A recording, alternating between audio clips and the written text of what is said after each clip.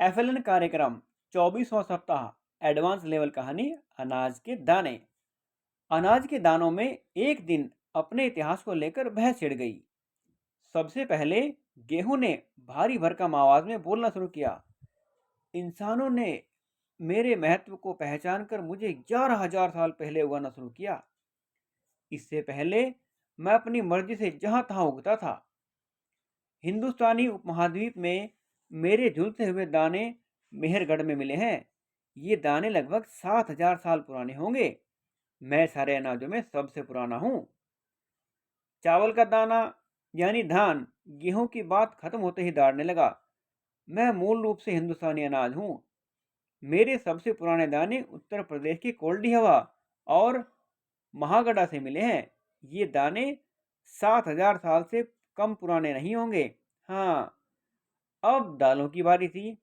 अरहन ने कहा, चावल भाई, एक आप ही मूल हिंदुस्तानी अनाज नहीं है। हम लोग कहीं अमेरिका वमेरिका से नहीं आई हैं। हमारे भी सबसे पुराने दाने हिंदुस्तान में ही पाए गए हैं। गुफकराल, बुढ़झोम और चिरांद जैसी जगहों से। एक गुफकराल और बुढ़झोम कश्मीर में स्थित है और चिरांद बिहार में। निधि और गोलू अनाजों की इस बहस को सुन रहे थे। दोनों ने मिलकर अनाजों को डिब्बे में बंद कर दिया। इसके बाद उनसे संबंधित पुराने स्थानों का नाम एक पर्ची पर लिखकर डिब्बों के ऊपर चिपका दी।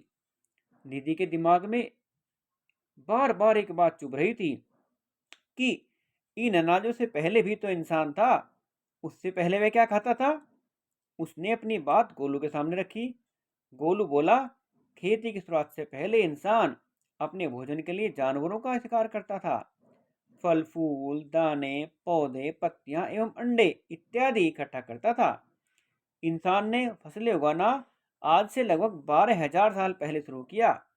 ये अनाज जो आपस में ऊपर बहस कर रहे थे, इनका अस्तित्व पहले भी था, परंतु उनके उगने पर इंसानों का नियंत्रण नहीं था। जैसे जानवरों को पालतू बनाया गया, वैसे ही इन पौधों को भी इंसान ने समय के साथ पालतू बनाया और इसी पालतू बनाने से खेती की शुरुआत हुई।